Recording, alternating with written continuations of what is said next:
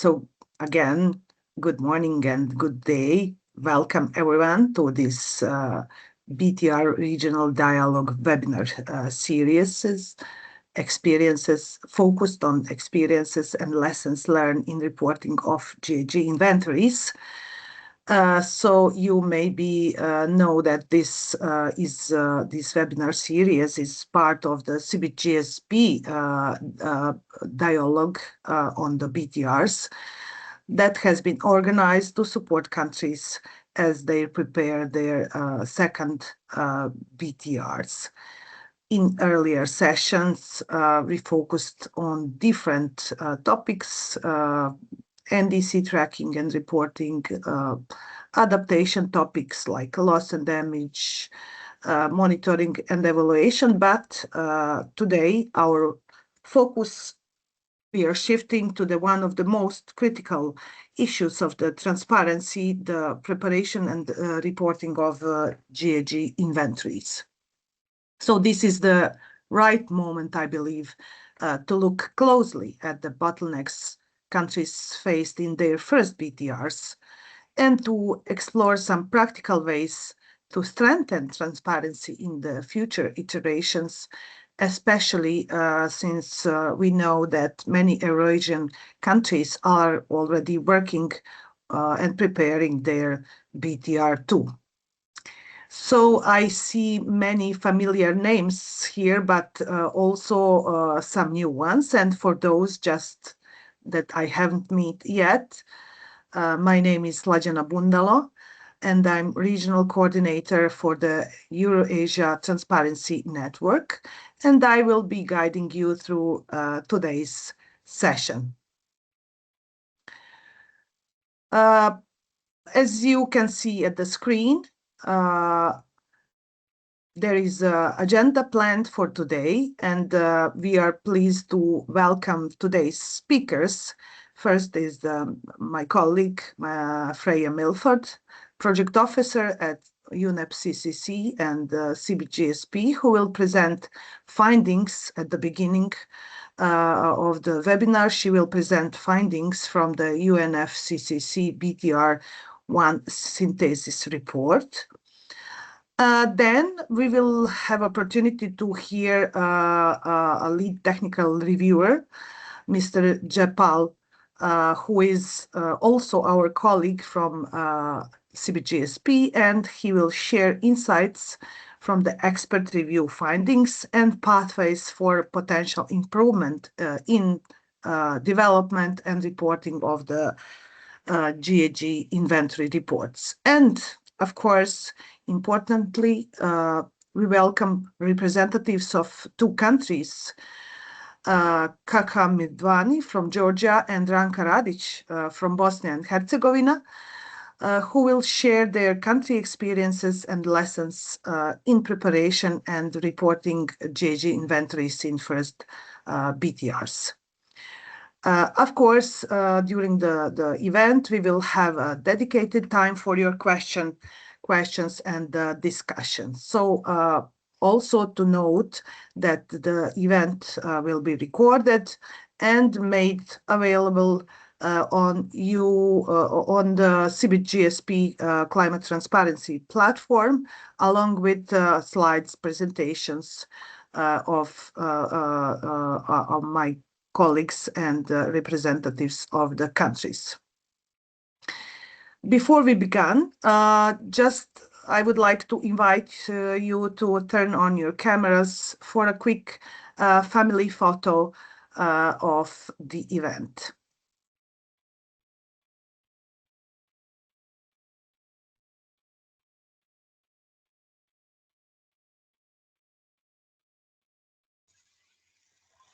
Okay. Nice to see you all.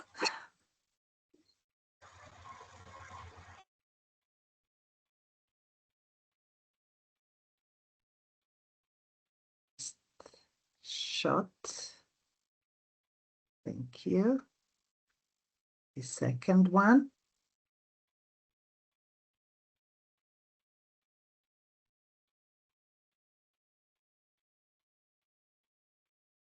Thank you. Thank you very much. With that, let's move straight into the first presentation. I'm very pleased to hand the floor to Freya Milford, my colleague, who will share findings from the UNFCCC BTR1 synthesis report focusing on GHG inventory reporting. Freya, over to you. Thanks, Tajana. And you can see my screen. Okay, it's in presentation mode. Yes. Yeah. Okay, perfect. Yeah, good morning, everyone. My name is Freya Milford, and one second, I might just find who. Just gonna mute whoever is coming in. Sorry about that. Thanks, Tajana. Yeah. So yeah, good morning, everyone. My name is Freya Milford, and yeah, I work with Stajana on the CBIT GSP project, as well as my colleague J-Pal, who is on the call today.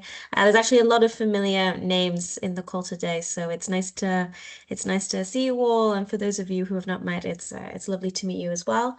So I'm just going to be doing a really short presentation, just summarizing the findings from some of the first rounds of BTRs.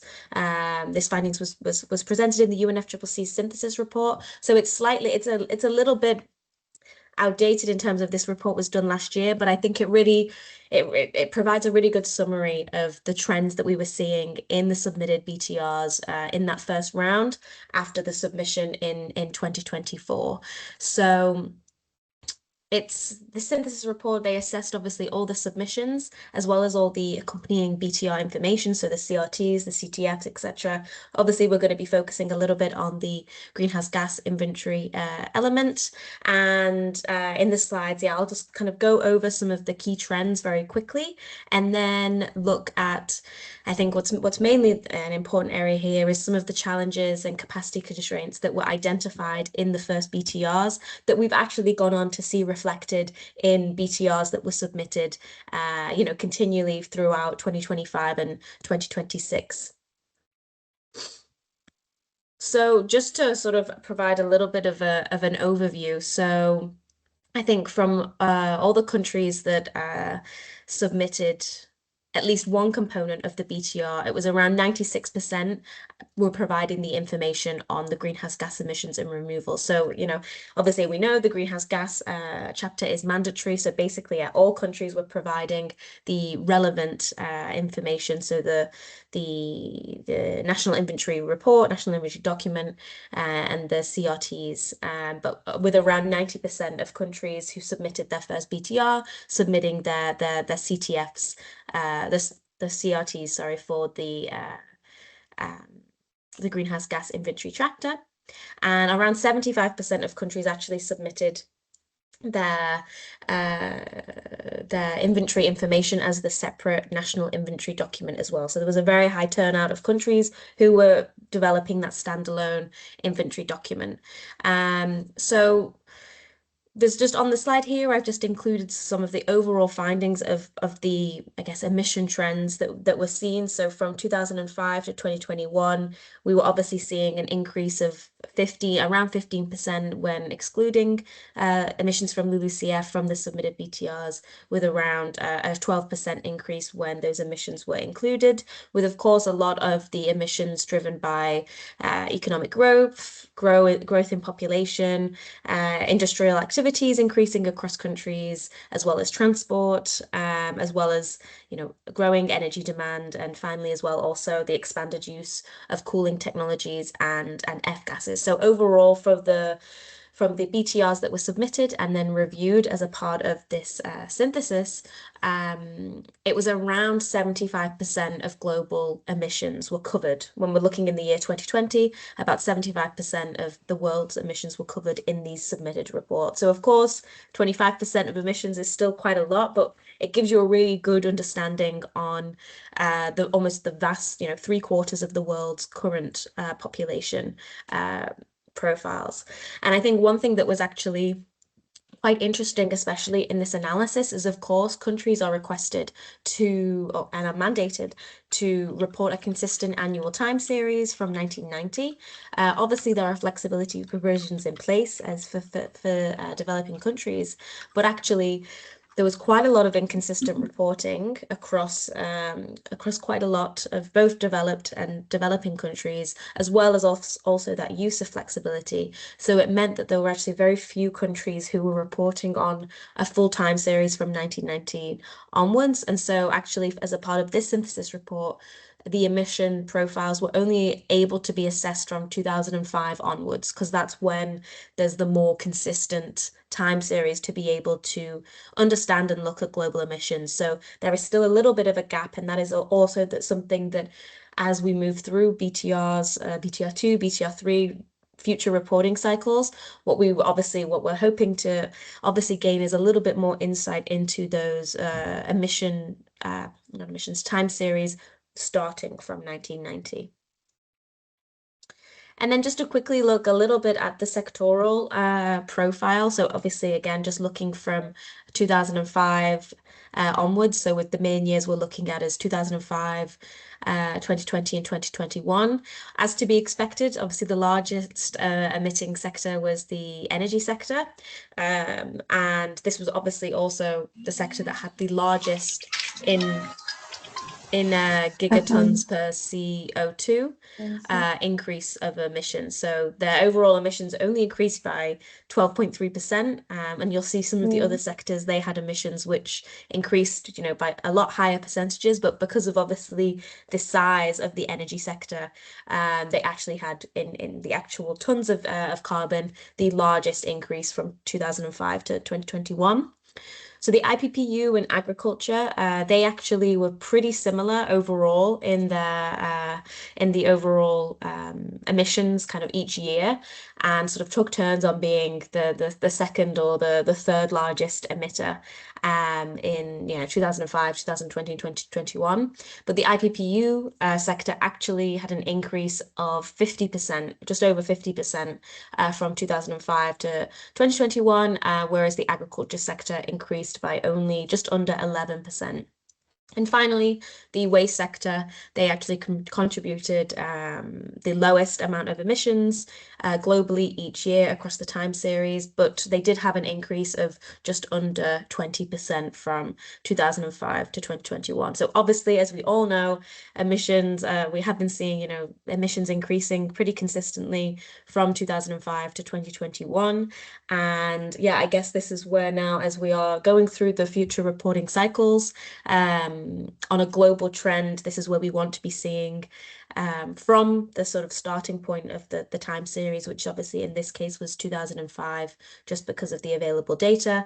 Hopefully, we'll start to see these emission profiles and sectoral profiles start to decrease. One kind of positive trend that we did see, though, was that the removals from the LULUCF actually had increased by around 63%. And this was mainly due to reduced land clearing, forest coverage expanding, control programs for deforestation happening globally, and also some fire management measures that have been implemented across countries globally.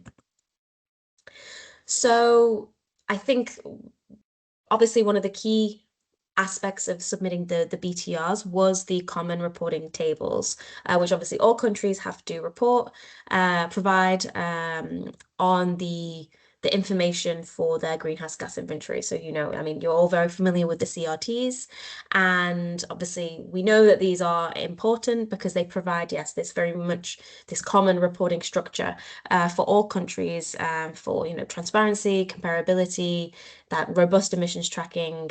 And obviously this is where it really starts to form the basis and help the basis for the global stocktake process. And there's sort of what is looked at, what is presented in the synthesis is some of the successes in reporting, but then obviously some of the challenges as well. So if we go through the successes, there was obviously a high participation in inventory reporting and therefore in reporting of the CRTs. And this provision of the CRTs actually allowed for a more comprehensive reporting than previous transparency arrangements, so then previous to the BUR and before that as well. So there's a real high level of detail that was able to be provided by countries, and because of that commonality, it really does enhance, overall global understanding of where emissions are. We also saw the increased use of institutional inventory systems and data management frameworks, which is of course essential to, maintaining an inventory. And there was, through the CRTs, we had that improved visibility of sectoral level emissions and removals as well. So it's not just looking at a headline sectors. You were able to really dive deep into some of the, subsectors and even within that themselves. So it's obviously provided this very comprehensive overview of the global picture. But then when we look at challenges relating to the inventory and the CRTs, what we did obviously, what the report, the synthesis report obviously did find was the data gaps in the IPPU and LULUCF sectors, limited availability of country-specific emission factors, continued reliance on tier 1 methodologies, which obviously very much links to the previous challenge on the limited emission factors, incomplete activity data, and difficulty in applying higher tier methodologies. So sort of similar to the reliance on the tier 1. And we saw this both in the submitted BTRs, but also on the side to that. Obviously, as you know, the CBIT GSP conducts their QA checks prior to support countries prior to submission, formal submission. And this is also something that we found when we were helping countries in those draft reports. It's as obviously the IPCC guidelines provide those 3 levels of tiered approaches for the greenhouse gas inventories, but often, and this is not just in developing countries, this is also in some developed countries as well, there is a real challenge in obtaining some activity data and, more importantly, developing those country-specific emission factors and to allow you to increase the overall approach for your greenhouse gas inventory. So that is one major gap that we are seeing at the moment, and that's not something that can necessarily be adopted. Changes can't necessarily be adopted from one BTR to the subsequent BTR. This is something that is a bit more of a longer term project where working on those country-specific emission factors may not be, available until, let's say, BTR3, BTR4. And so it's very important for countries to start the work on those emission factors, developing country emission factors early, and then to implement them into future reporting cycles. And then another interesting element, obviously, that was brought in for the ETF was the flexibility provisions that developing countries were allowed to utilize. So from the developing country submissions, which were analyzed in the UNFCCC synthesis report, just over 70% of countries utilized flexibility provisions, which is very good. This is what they're there for. We want developing countries to be able to use these flexibility provisions. They're there for a reason. And the most common application of these provisions being what you can see on the screen here. So there's the inventory time series, the QA/QC, reporting of gases, uncertainty analysis, and then I just added in as well, just because it was used quite a bit, but the projections reporting under the NDC tracking chapter. Just add that. I know it's not the greenhouse gas inventory, but I thought it would be interesting to add as well.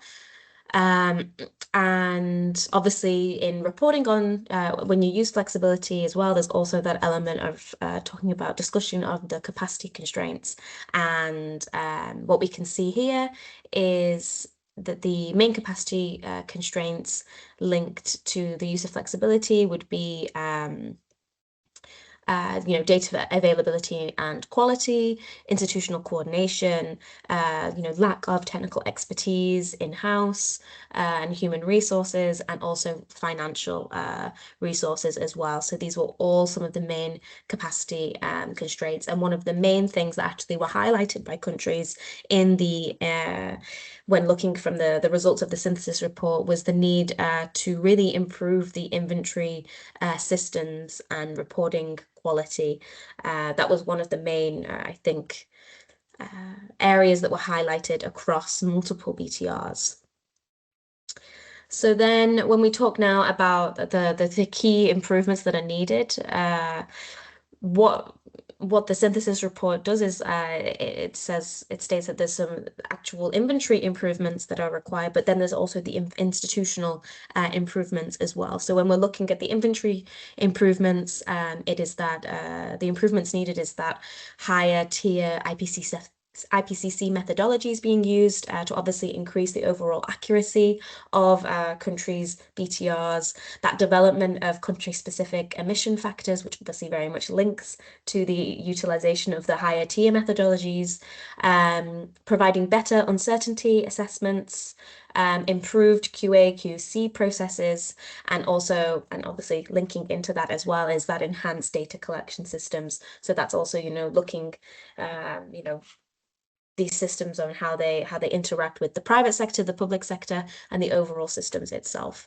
And then from an institutional, also kind of linking to the last one of the inventory improvements, it's that formalization of inventory systems, so ensuring that there are the actual institutional coordination and institutional systems in place to actually allow for that formalized inventory system.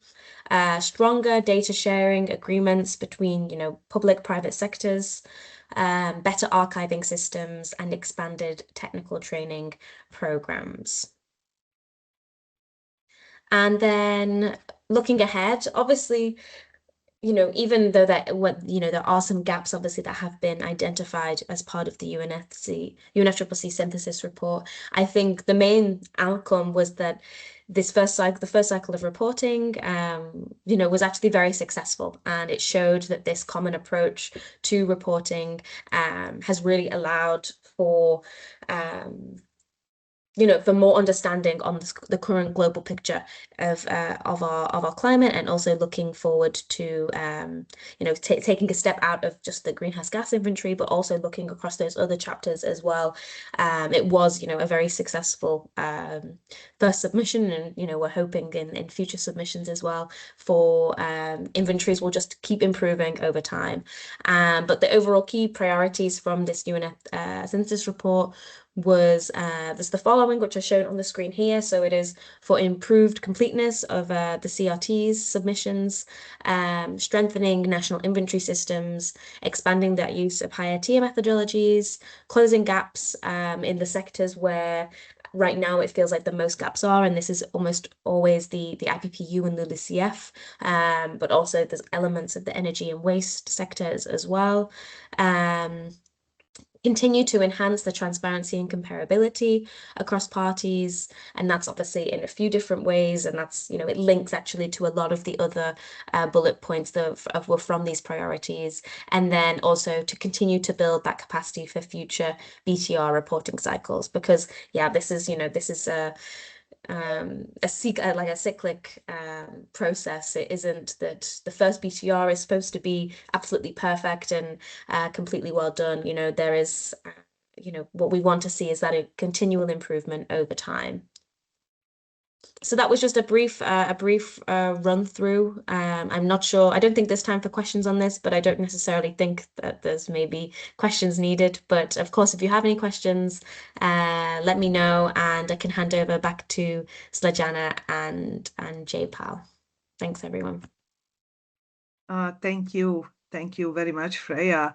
Yes, this was very interesting to hear what expert group from UNFCCC has to say about the current GHG inventory reporting. So there is a lot of inconsistent reporting and very rare complete time series.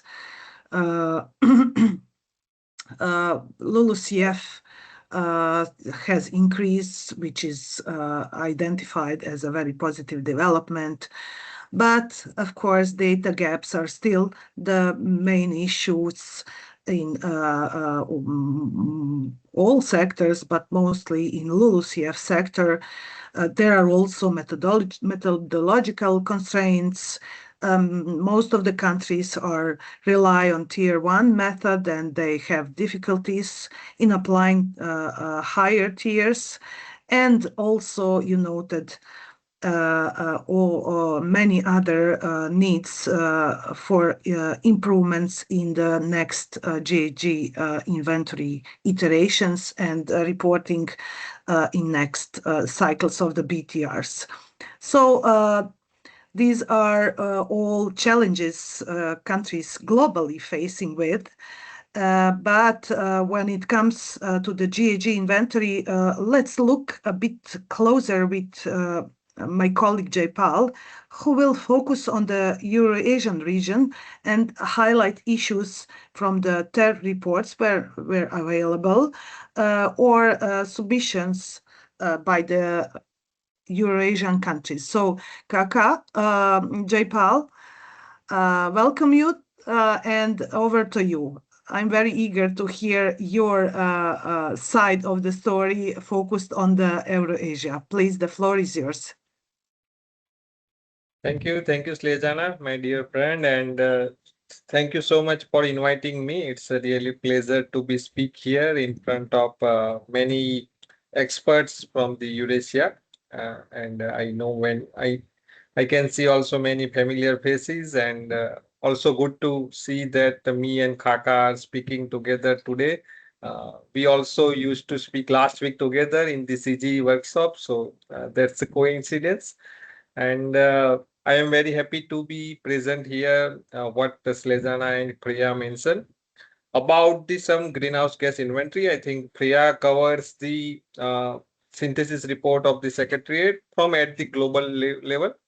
So let's go inside the little bit only focus on the Eurasian country and see what I found during from your BTRs. I think two countries technical expert review report has already been published. So I have also used that. So it's just a kind of analysis of your BTR. This information could be a correct, could not be, because whatever I use, it's from the BTR. I have not consulted the any countries, people or any experts. So that we have to check. But of course, this is to just identify that what is the current common gaps throughout the all Eurasian countries, what we can learn from the each other. That is the good part that I found from the all these 6-7 countries of the Eurasia, and also the future planning that if we would like to improve for that particular gap, particular challenge, what are the solutions are available with us. So I hope you can see my screen, and let me go inside. I have tried to summarize the BTRs in a very simple way. But if you have any question, anything, you can stop me anytime, or after the sessions, we can also have a detailed discussion. So let me go. So as I mentioned, I think except two countries, Bosnia and North Macedonia, I think 6 reports are available from the Eurasia. So I have tried to go through these 6 BTRs. And with 6 BTRs, there are 2 countries, Georgia and Turkey, which technical expert review they have completed. And their review report is also available on the UNFCCC Secretariat. So I have also gone through. So this is the summary that what I have done. And let's go inside. So from these 6 countries, those who have submitted the BTR, basically the first BTR, I think almost all of them have followed the guidelines of minimum reporting greenhouse gas emissions. So from CO2, CH4, N2O, so that's a good thing. Another good thing is that there are some countries those who have reported all the 7 gases. So that is also the advantage and also commendable from the Eurasia Network. I think except Albania, all of them have also completed all the 5 sectors. Of course, there are some categories are not estimated or not applicable, but they have tried to achieve the completeness criteria of the greenhouse gas emission estimation. Regarding the base year and latest year, also all of them have followed the same guidelines. So that's also the good thing. Second thing is about the global warming potential, which tiers level we have used, and also the key category analysis approach. So almost all of them have used the AR5, except few countries like Albania have not specifically mentioned about the AR5. Somewhere they have also mentioned AR4. So which I am not sure whether they are using partially or completely. Montenegro also used the R4 somewhere. They have mentioned the values from the R4. So, and Turkey has mentioned about AR4 in the NDC, not in the inventory.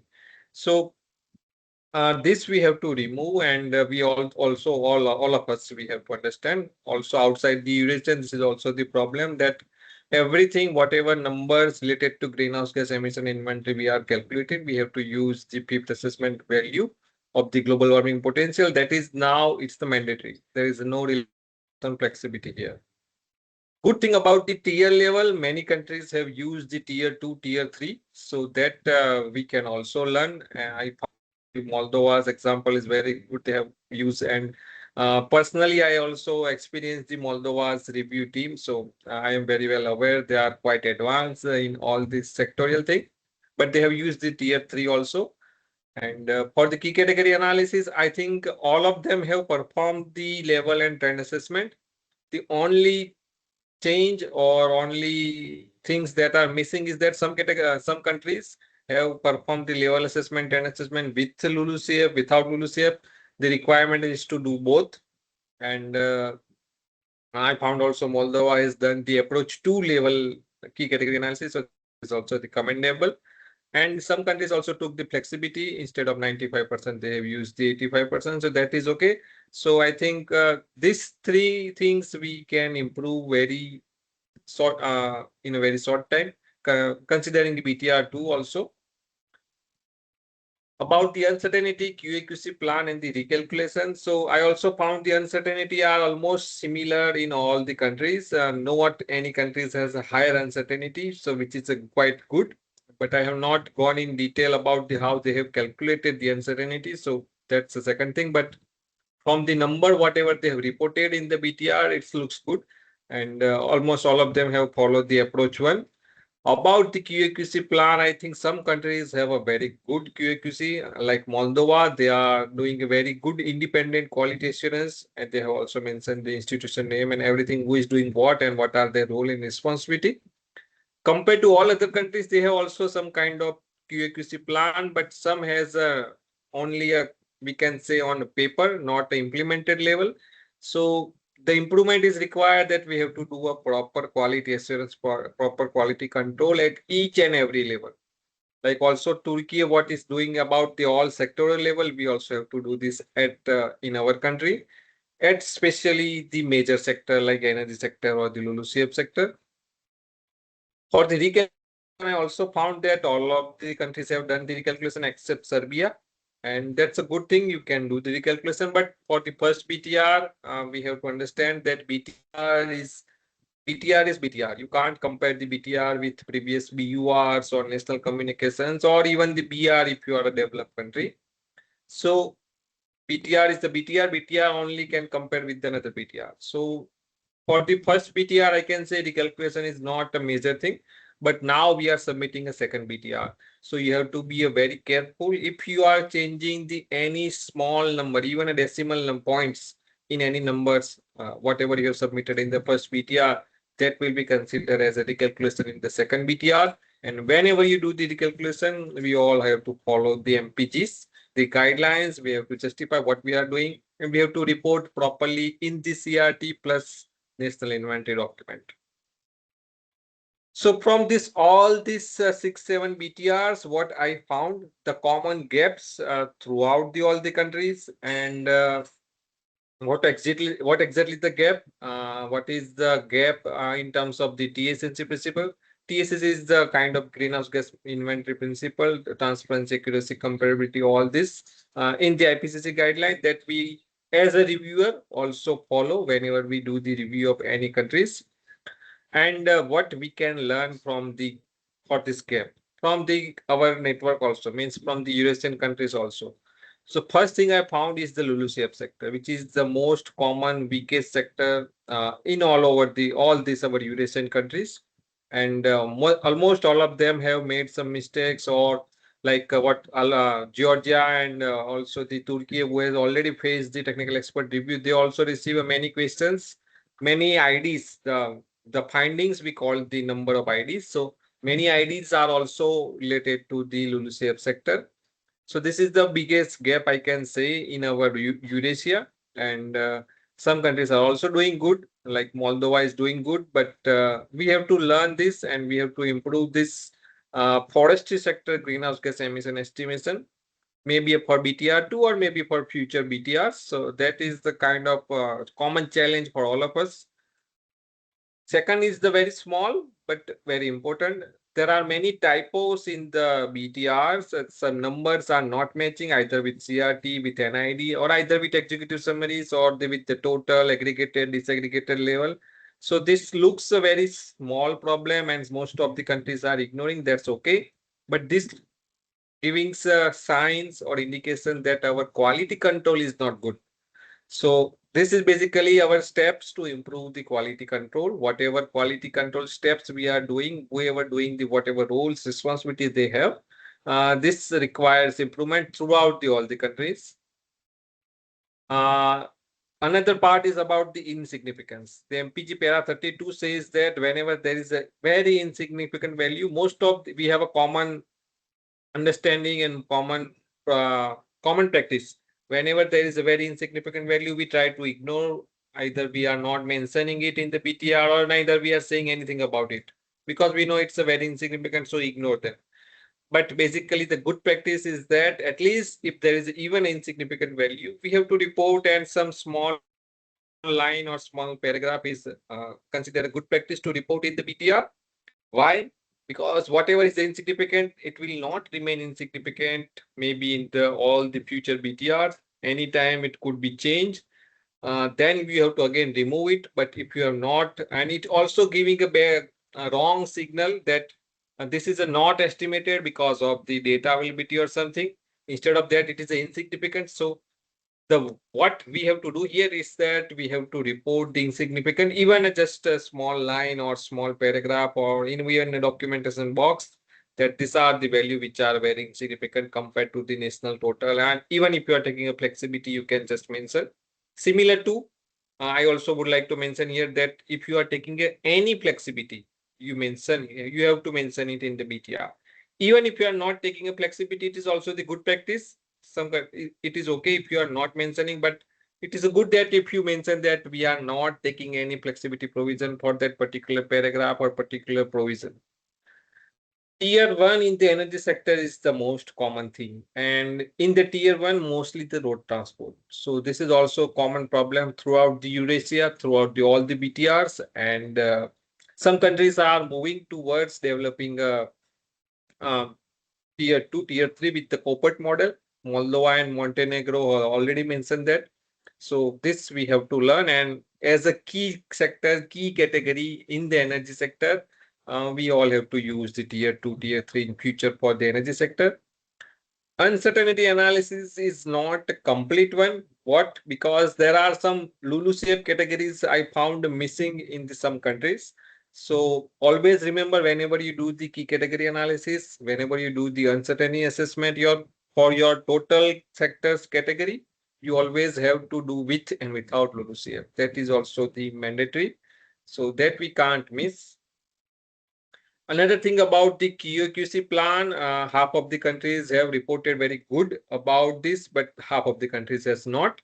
They have just mentioned all the kind of checklist or whatever steps they are doing for the QAQC, but not in detail.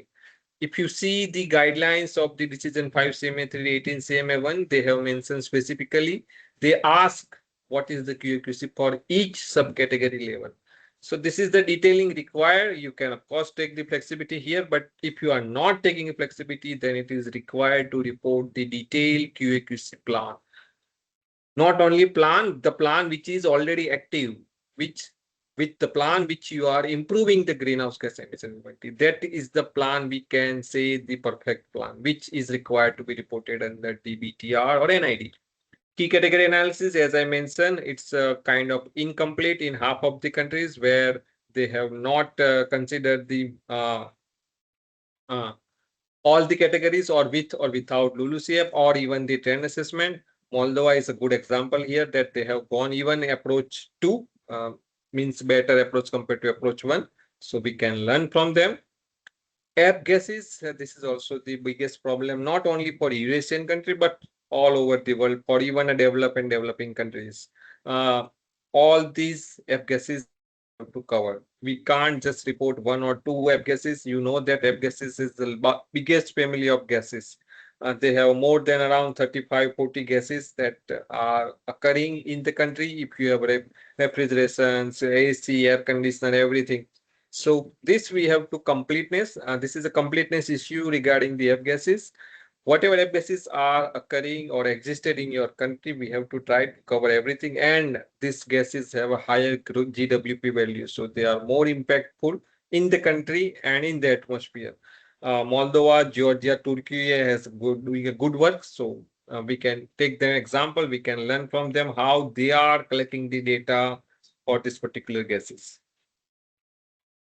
Data supply is not mandated. I think Montenegro, Georgia, Moldova, they have some kind of regulation, kind of law, regulation already implemented obligation for all of us, those who are working in the statistic department or related to the climate change, and they have to report all the data to the government or to the ministry, whoever doing the compilation of greenhouse gas emission inventory.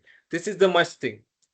There are, I think, half countries who has not done mention anything about the MOUs or what is the legal arrangement of collecting the data, and this is also reflected in their greenhouse gas emission quality, the quality.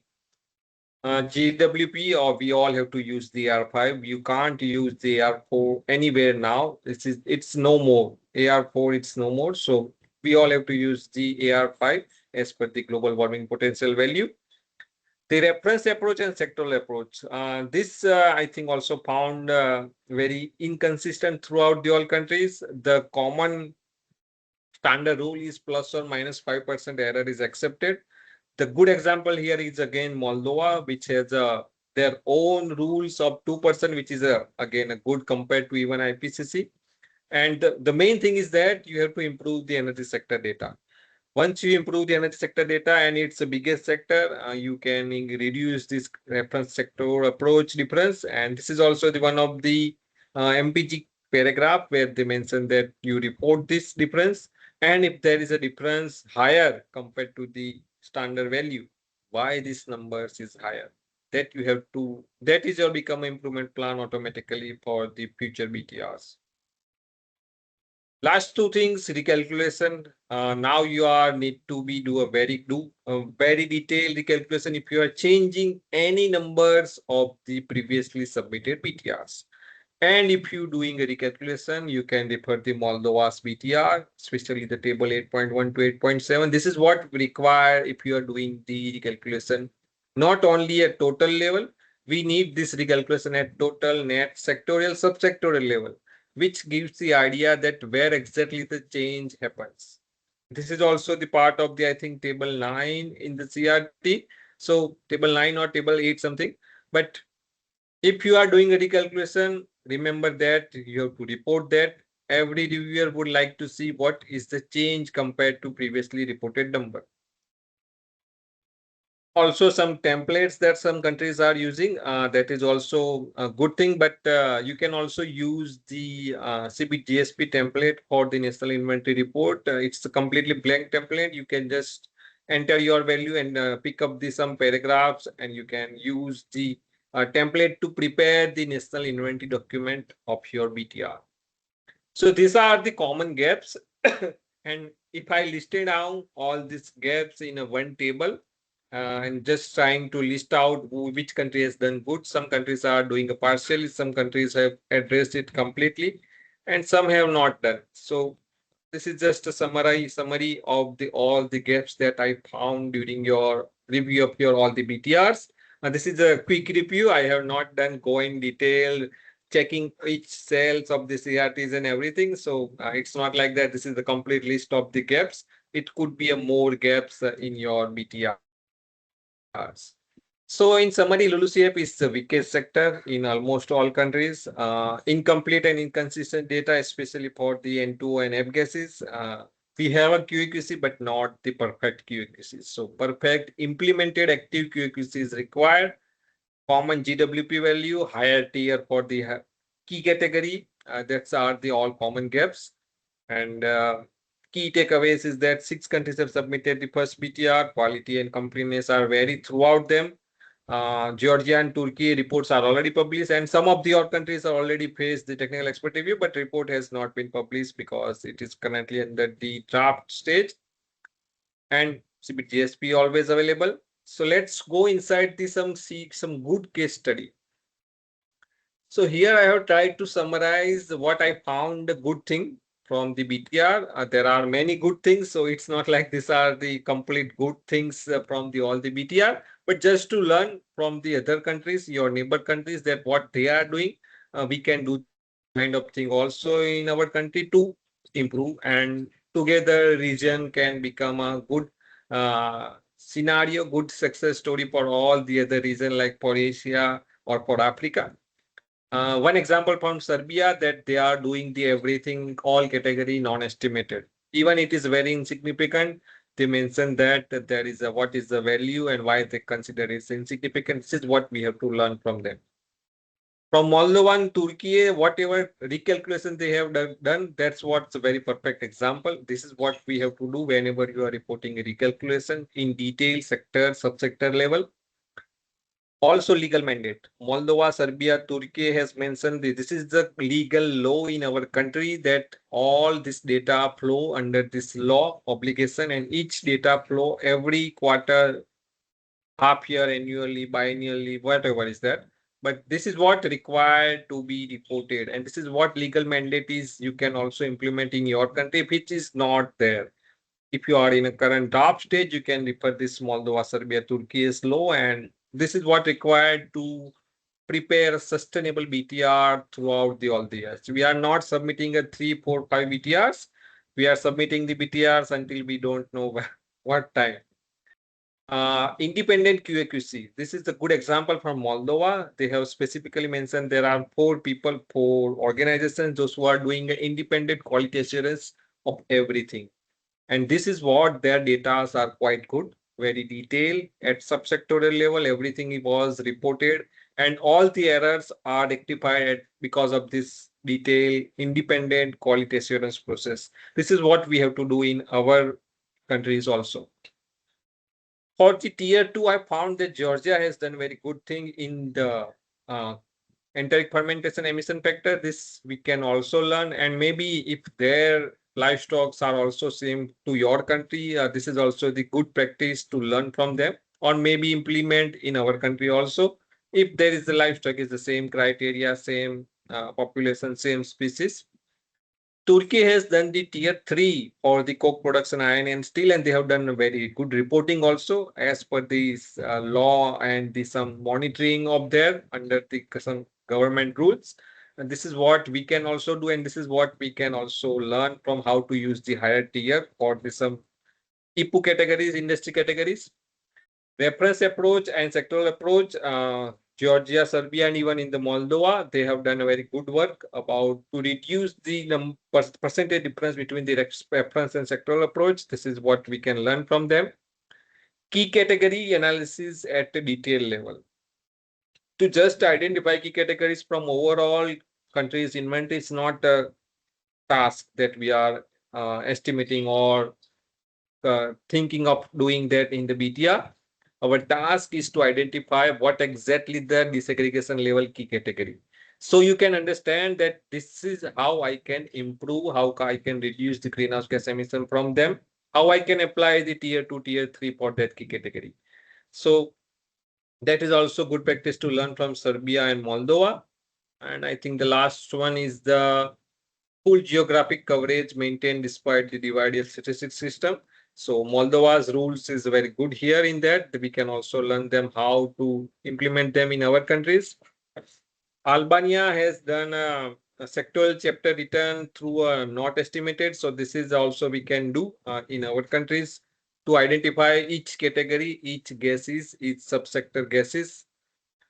Provision by provision flexibility statement. Serbia has reported this, that what flexibility they took, what they are not taking, everything was mentioned clearly. This is also required, even it is not important, not mandatory or anything, but this gives a good idea to any reviewer, even in the quality control or from the UNFCCC Secretariat, that if I found a complete list of all the flexibility provision, that is a completely good thing for me.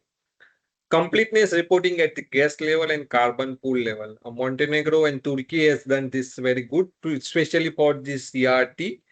This what we can learn from them. And this basically also receive many questions in all the reviews. Wherever you attend any of the review, you will see many questions on the CRTs because of the notation keys and everything.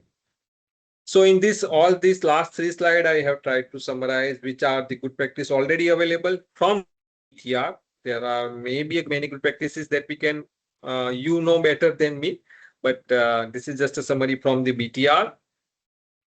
So last, I think 3 slides, just a key message for this my session. All the reviews are exist, but they do not checking the estimate. They checking the documentation and what you have done. If you see the Georgia's and Turkey's technical expert review report already published on the UNFCCC Secretariat, they are not asking questions related to how you have estimated a greenhouse gas emission. They are checking how you are reported a greenhouse gas emission in the BTR, in the NID, in the CRT, as per the MPG, as per the ETF. That is what the message that we have to learn. They are not checking our calculation, multiplication, subtraction, all methodological steps that we can always know because we are doing the calculation, nobody else is doing. And the quality check will also found the mistake.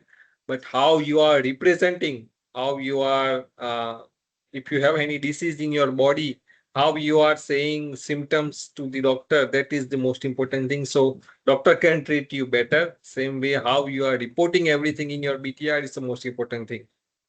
Second message is the peer review is currently inversely correlated with the need.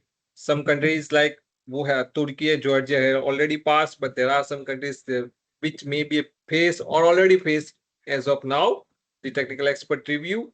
We all have to use the common GWP value. We have to report the all gases, even if it exists or not exists, with proper notation key.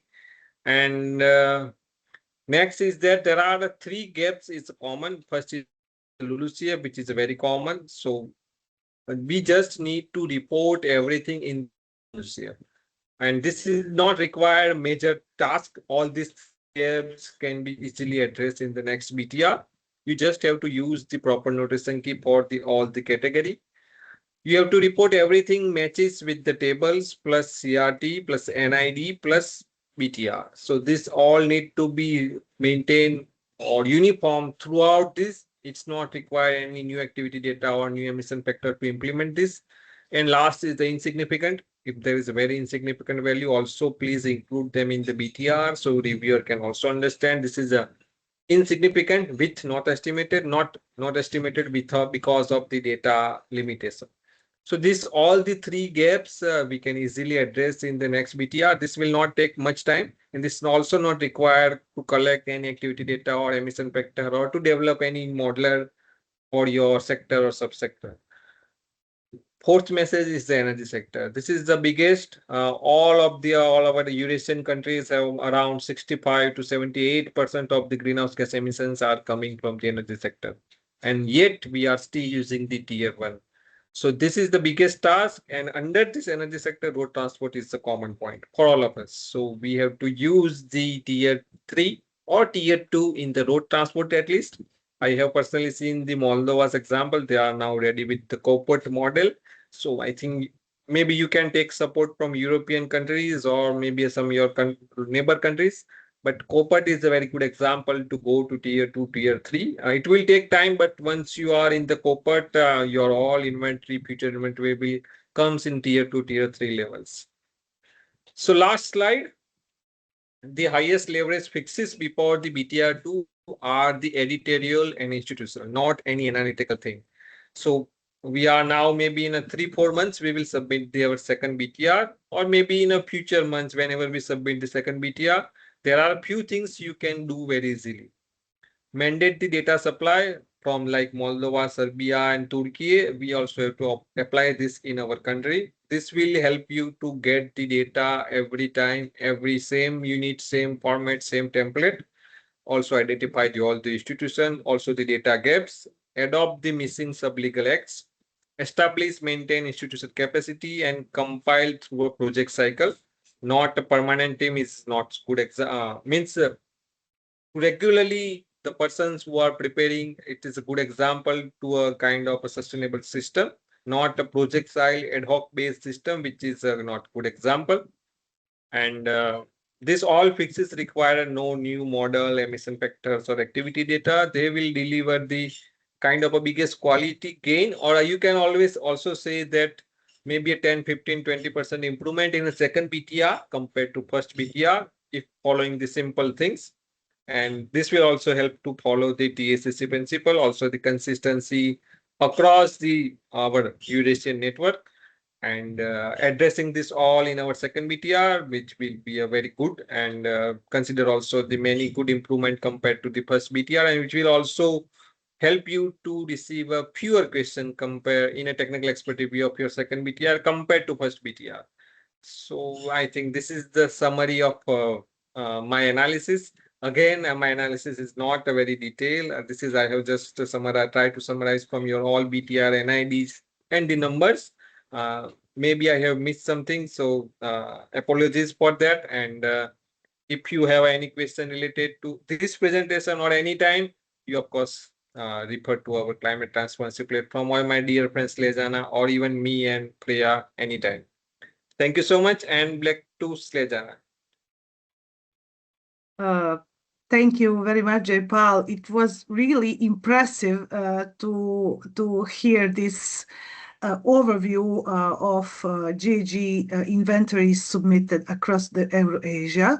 Just to know that all countries actually finalized their BTRs, but 6 of them are submitted, while North Macedonia and Bosnia and Herzegovina also has finalized, but still did not submit it due to institutional issues. So thank you very much. I know that this took a lot of time and efforts, and really I know that these tables and suggestions you provided here will be a subject of studying of the country representatives after the presentation, of course, and the slides will be posted at our climate transparency platform. So what we saw here, countries from Eurasia have some common challenges and gaps, like countries looking globally, like tier level,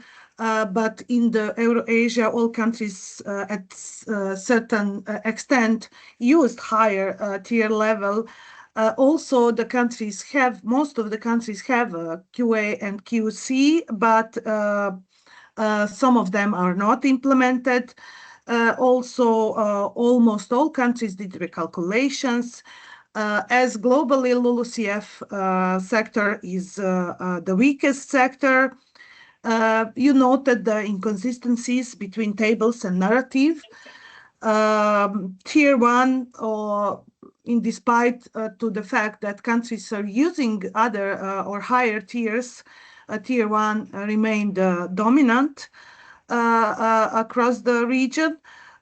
Then also you noted the incomplete uncertainty analysis.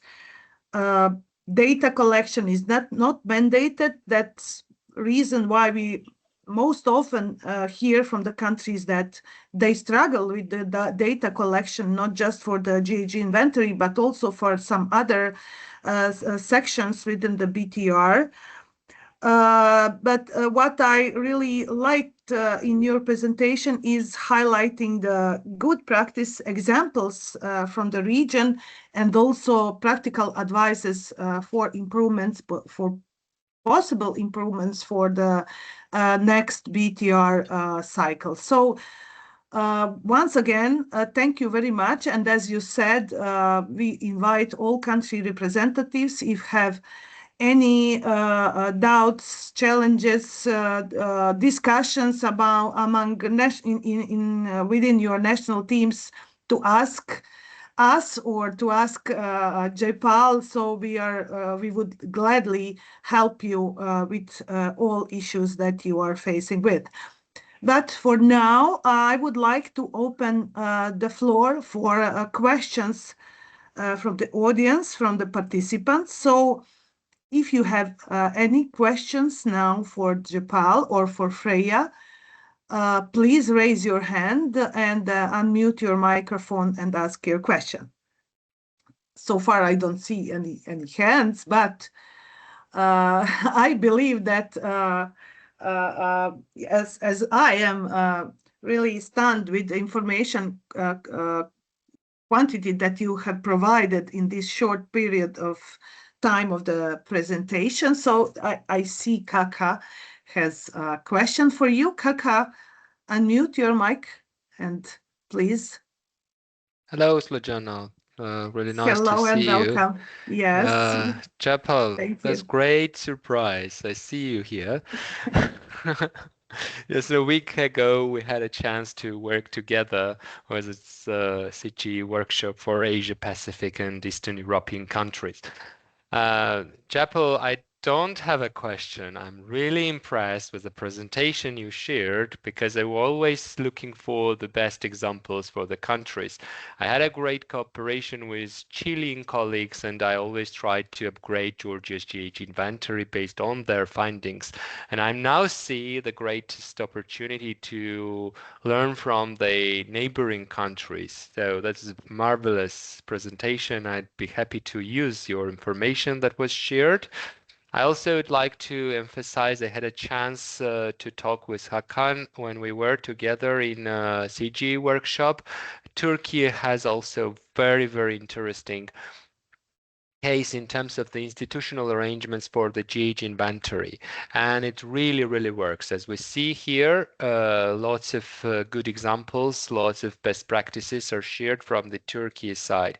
So I think this is a rich sort of the rich experience that is already gathered within the region, and I'm really happy to have this on a paper to read, digest this information, and contact our colleagues to see in details whatever we can take from the experiences. So thank you so much for this great presentation.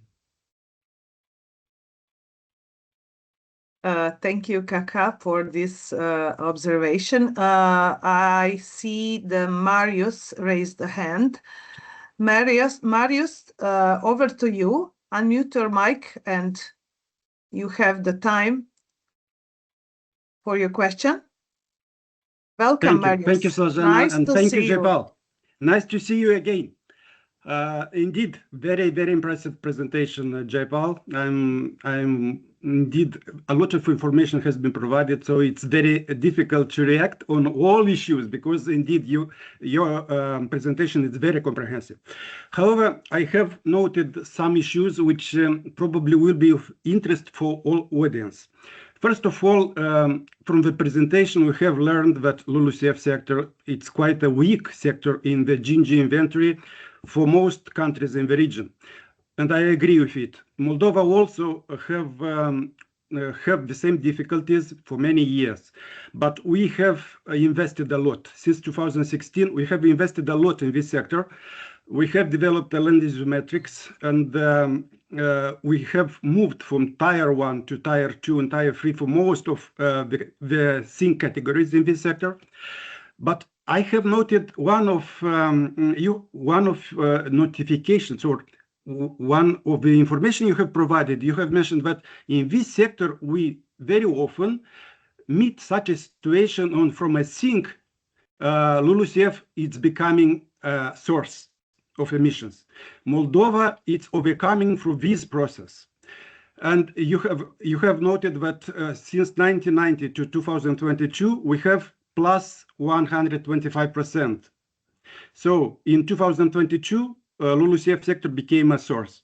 But you have presented this information like a possible inconsistency, while from my perspective and from experience as a reviewer and from the assessment of the national inventory reports of annexon parties, I can share with you that this is a very common situation right now because of climate change and specifically because of drought conditions in many countries. If you will assess the GHG inventory of, for instance, of Switzerland or Austria, in Germany in the recent years, you will see quite a similar situation.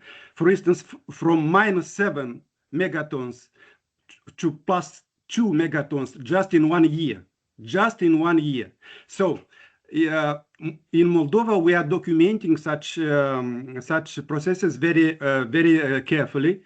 More than that, you have mentioned that Moldova doesn't have a sensitivity analysis for LULUCF sector. We have it, and not only for LULUCF. We have sensitivity analysis for all sectors, and we are focusing on key categories.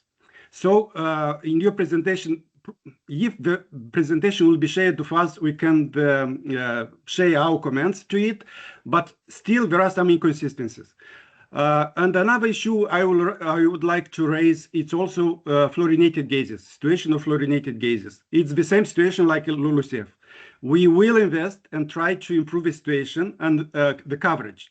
For instance, you have mentioned that NF3 is not covered in the inventory. It's not covered, but it's a complete inventory. Why? Because we used the notation key not occurring. And this use of this notation key, it's documented. This is the most important. If this is transparently reported and documented, the inventory should be considered complete. Also, in the case of uncertainty assessment, Moldova has included in each assessment, uncertainty assessment, fluorinated gases.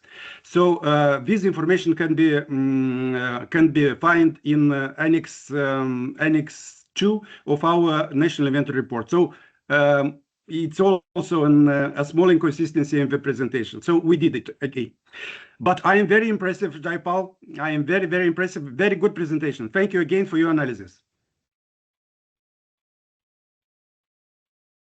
Thank you very much, Marius, for these observations and comments. Jaipal, do you have any comments on this? Especially LULUCF? Yeah, actually, it's the Kaka's speech. There is a problem with my net, so I am not able to hear him. But I listened the Marius, and yeah, I completely agree. Whatever I presented, it's not a detailed analysis of everything like what technical expert reviewed or maybe some quality check. But I was trying to summarize common gaps that throughout the Eurasia Network countries and through all of us, what are the good practices that we can learn from each other. And of course, Moldova is a very good example. Whatever work I have personally experienced also that with the Moldova's technical expert review. So I definitely say that whatever you are doing, if any Eurasian country wants to learn regarding any not particular part, but any sector, subsector, or even just what you have mentioned, sensitivity analysis or coverage of LULUCF sector or specifically the F gases, that's very well received. And of course, LULUCF is quite challenging. And what you mentioned that plus to minus in LULUCF, it's of course, I also say understand it's a common. And I also see it, there is a change of class in a land use change class. Suddenly in just even 1 year, I also found in many countries. So I always also found LULUCF is a quite complex thing and not very easy to understand. So to represent, to prepare inventory at national level for the LULUCF sector, and if the country is the biggest and country has the biggest forest, then again, it's a very complicated thing. So it's not like that we can achieve the perfect forest inventory in just one BTR. It will take time. What you mentioned, that what you have done starting from 2016 and now you are able to report the good greenhouse gas inventory in the BTR, it already showcase that a decade requires to prepare a perfect inventory. So this is what we would like to convey to all the countries, and this is what we would like to learn from each other. There are gaps, and gaps are common, and solution you can learn from each other. So yeah, I think thank you, Kaka, and also the Marius for your insight. Thank you again. Yes, it seems that countries are, of course, now more aware of some gaps in their inventories in general and also in their reports after the first cycle of the BTRs. And especially in focus, we have LULUCF sector also here in Eurasia, where several countries asked for in-country trainings focusing LULUCF sector. So yeah, the countries within the regions are working hardly to improve their inventories, and yeah, we are jumping in to support them. Any other questions here? If not, I would like to invite Kaka if he is ready for presentation. Yes, I'm ready. If you allow me to share the screen, that would be helpful, I guess. Of course, but yeah. And before I start, I'd like to use the momentum. Chapel, do you hear me now?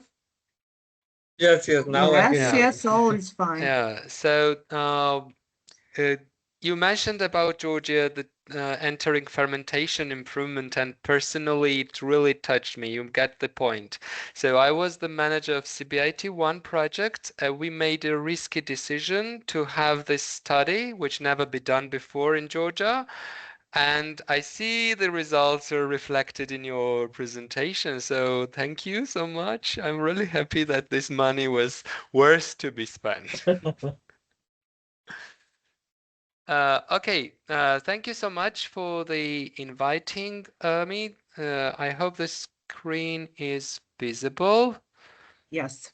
And I'm happy to present the Georgia's case for GHG improvement that we need to do within the BTR2 cycle based on what we had within the BTR1.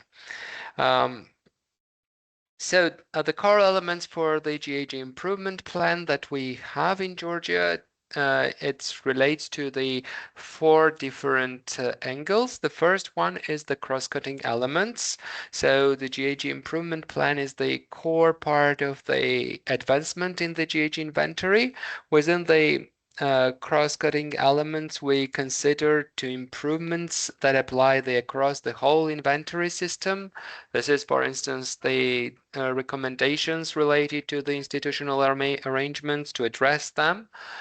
Second biggest part of the GHG improvement plan is about the sectoral elements. This is a sector-specific improvements, such as the country-specific emission factors, elaboration for the biomass pool that we have already received this kind of recommendation. Next big chunk of the GHG inventory plan is related to the QA/QC and verification procedures that we have inside the country to strengthen the quality assurance within the process.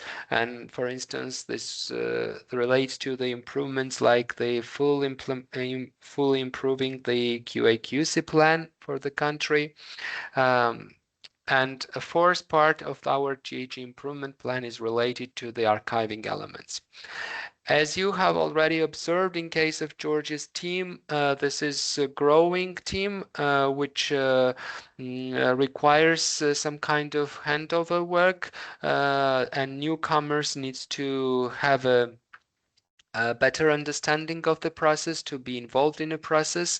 In this case, the archive has a substantial part of the process, and it's important to be addressed their needs currently we have the procedures that requires to address the sectoral expert comments for the newcomers. So that's the 4 key elements of the GHG improvement plan based on the country advance its inventory time to time. For the inventory improvement plan, we have 3 different sources. First part is related to the internal process that we have for each cycle of the GHG inventory, and this is an internal QA/QC process. Issues identified through the country's own internal quality assurance and quality control procedures has a vital role of the improvement plan. With regards to the UNFCCC review process, this is another pillar where we are putting in the GHG improvement plan the findings and recommendations from the GHG inventory review tool issued under the UNFCCC is another core element of the improvement plan. So where we are taking the inputs for the next cycle improvements. And the third pillar is related to the energy community, where we have the comments from the energy community reviewed for the GHG inventories that we have submitted. So all of these 3 sources of the improvement plan are taken into account for each cycle of the GHG inventory when we are launching the process. The criteria for the prioritization of the improvement issues is rely on the following matters. So we have a scheme how to address and how to prioritize the issues that is already identified and had a space within the inventory improvement plan. First one is about the financial resource demand. The team identifies and estimates the costs and resources required to address the particular issue, either recommendation or encouragement. And then the second criteria is related to this time scale that is necessary to be allocated for resolve the issues. And the third criteria, we have the level of influence on the TAC principles. So we are measuring how the particular issue is related to the either transparency or accuracy, completeness, comparability, and consistency. So if we have the substantial level of improvement, of course, this type of issue is prioritized. The combined score across all 3 criteria determine each issue's place in the priority ranking, and the team works based on this for the GHG inventory planning and its implementation during the present cycle. How another key topic for the functioning the improvement plan is about the roles, how it's shared among the team members. The team leader coordinates the overall GHG improvement process. Sectoral experts and generalist has its function to address the recommendations and encouragements by prioritizing the issues against the agreed criteria, as I have already presented in the previous slide. Next one is a QA expert. We have an independent expert who is not directly involved in GHG inventory process, but this expert has a responsibility to work on the QA for the whole inventory, and at the same time this expert is mandated to address the issues related to the quality assurance, quality control process that is already identified in a previous cycle. This also in a process has a significant role by the Environmental and Information Center of the country that is coordinate the whole process, but they are also coordinate the archiving issues. and work with the team leader to address these issues. As I told you, the archive has a fundamental role now for the team who is growing and for the newcomers to learn to understand the process and to take over the particular assignments that is related to the GHG estimations for some particular source categories. So within this, I presented for you the scheme, how it works for Georgia, the GHG inventory improvement. This is based on the GHG improvement plan, and GHG improvement plan has its core pillars that I have already presented, and this is the roles, how it's distributed among the team who is working on the GHG inventory from cycle to cycle. That was all from my side. I'm happy to hear other countries' experience in this matter and also your questions, comments on the presentation. Thank you so much, and over to you, Snježana. Thank you very much, Kaka, for this very comprehensive and interesting presentation. Maybe before I give the floor to the participants to ask you the questions, I would like to ask something, since Georgia already undergone the technical expert review, you have a report and so suggestions, improvement plan, etc. And you showed us some, pointed out some issues for improvements in the near future. So what, out of all of these suggestions, what you will be able to achieve for the BTR2?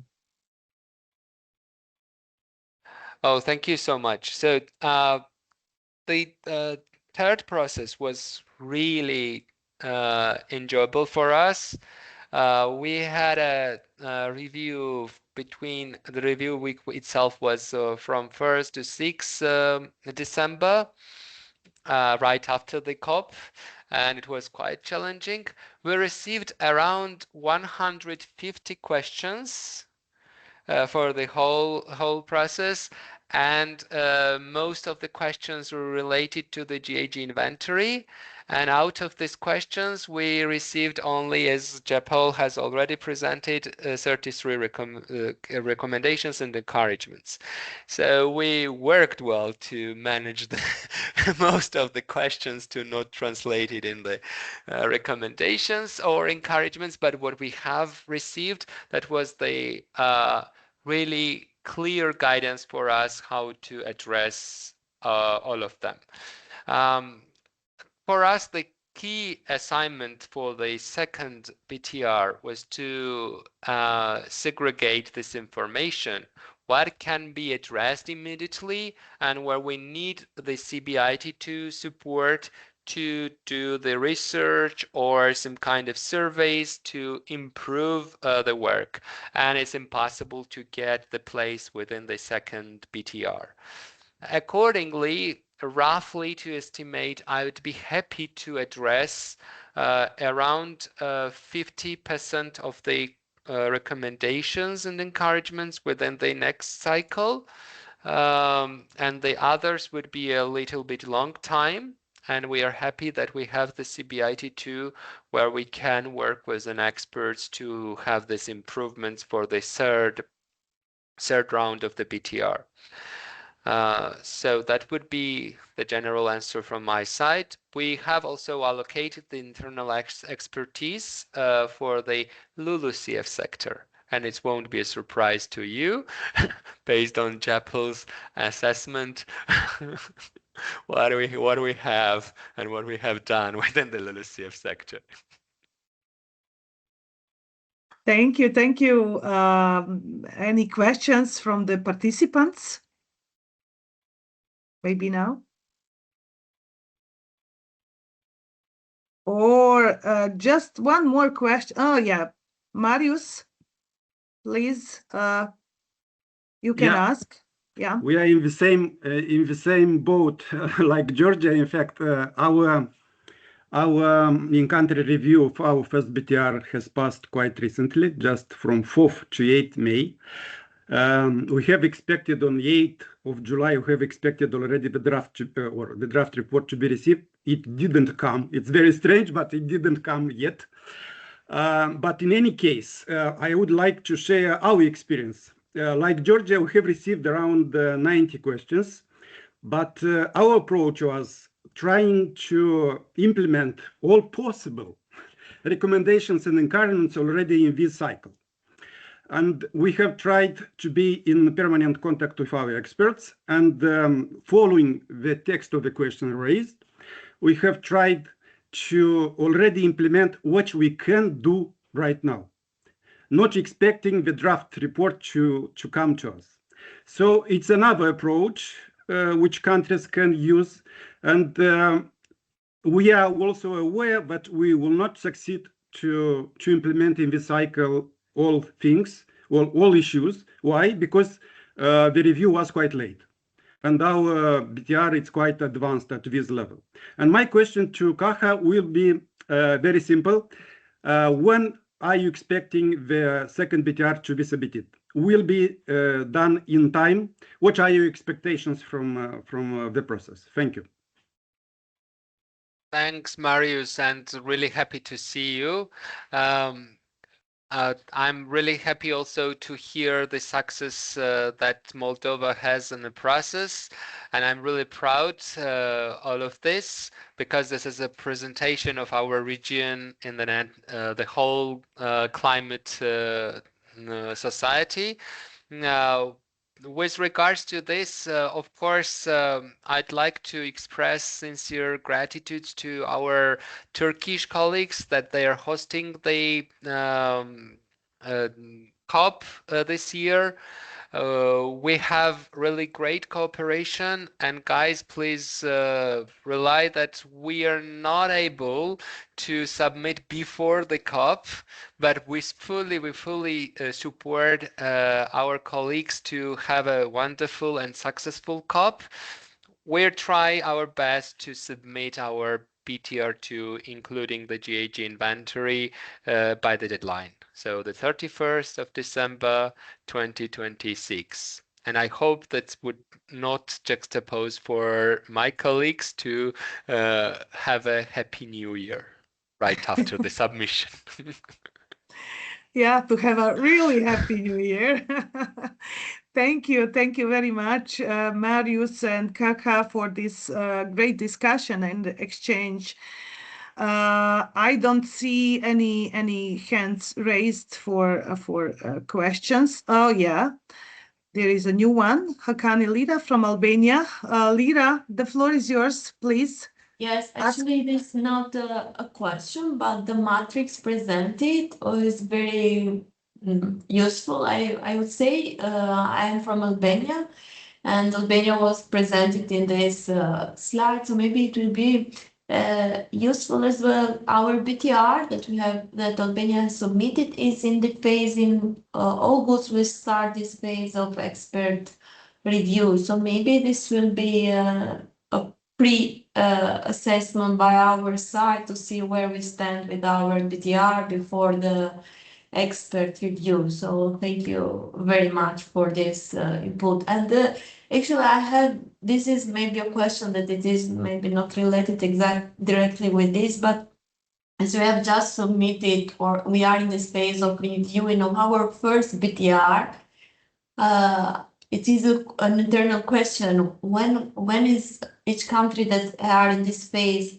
needed to submit the next BTR? Because there is a process in every 2 years, and based on time frame, it will be the end of 26. But meanwhile, we are in reviewing of the first BTR. I don't know if there is a question for this meeting or it will be any other communication on related on this.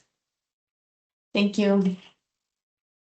Thank you very much, Lira, for these comments and question. Just to note here that we had a really interesting and successful situation with Albania, which lacked to obtain funds for development of the BTR1, so they were late. And at one point, they started hardly to work, but it was like a very short time. They wanted to submit before COP, etc. last year, of course. And then they asked CBIT GSP for support, and we engaged and worked directly with their experts for several months, providing them technical guidance, reviewing their documents, drafts, etc. So they have succeeded to submit their BTR1 before the COP, which it was really great considering when they started development of the document. So unfortunately, we were not available for review of GHG inventory of Albania, but for BTR2, I believe that full team will be here available to support you and also other countries in finalizing their BTRs too. And about the question, maybe since we have here two lead reviewers, maybe you can answer a question about deadline. I have my opinion, but I would like you to answer if possible.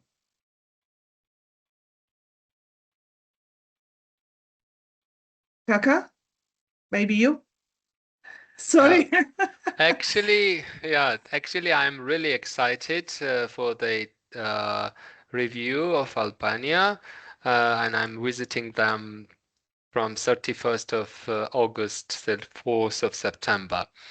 And I believe that will be very, very interesting experience again for us. And we try our best to support you guys with the CBNs as well, which is a substantial part for all of us, for developing parties. That is a source to have another proposals for the next improvements for the inventory or data management systems. With regards to your questions, so we had a first deadline for our submissions that was the 2024 31st of December for the first BTR, and for the second one is this year, end of this year. That's a schedule that we have all agreed under the MPGs. So that's what one of the things what we achieved during the negotiations is that to allowed funds from Jeff to not wait for closing the project. So if you have for instance, the BTR1 project and it's not ended yet, you still are open to request the funds for the second BTR. So that is a cycle that we all managed to have the access in order to not delay the process as much as possible. Some countries used this opportunity, this window, some of them not, including Georgia. We were not be able to use that one, and to do the two projects at the same time because the shortages of the expertise. So that would be from my side. If it's unfortunately, I guess it's not helpful, of course, but that's the reality we have. Thank you very much, Kaka. You know, I know that the BTR1 really huge challenge for all countries and step up in all contexts of the climate transparency reporting, etc. But with every next iteration, it will be better and better.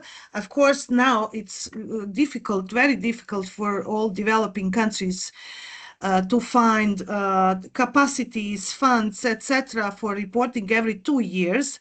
But from time with time, I believe that will become a habit. So every next report or inventory as itself will be better and better. So thank you very much. I would like to kindly invite our next speaker, Mrs. Ranka Radic from Bosnia and Herzegovina, and she will also share her experience or experience of Bosnian team with compilation and reporting of BTR. As I already noted, Bosnia has finalized its BTR1, but still waiting for official submission. It would be very interesting to hear some inside details from unpublished details of your BTR reporting and GHG inventory.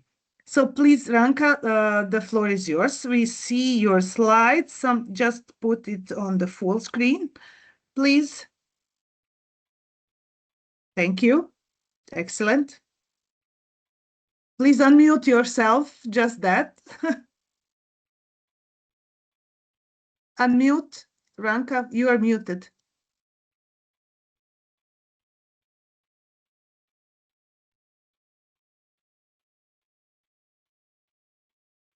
I will try to unmute. No, I cannot. Please unmute yourself.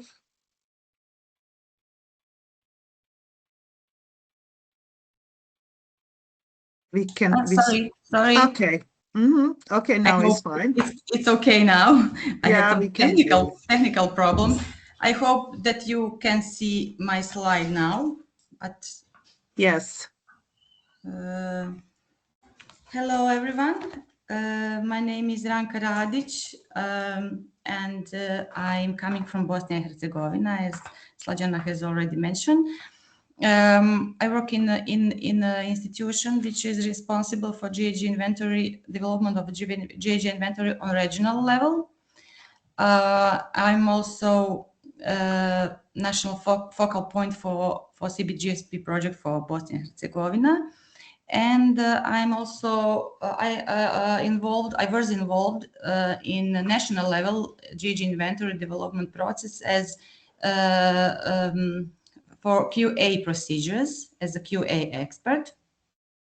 As you have already mentioned, BTR1 document for Bosnia and Herzegovina is currently in a final stage of approval process.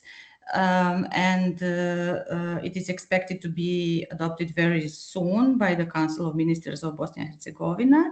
And after that, it will be submitted through the online platform.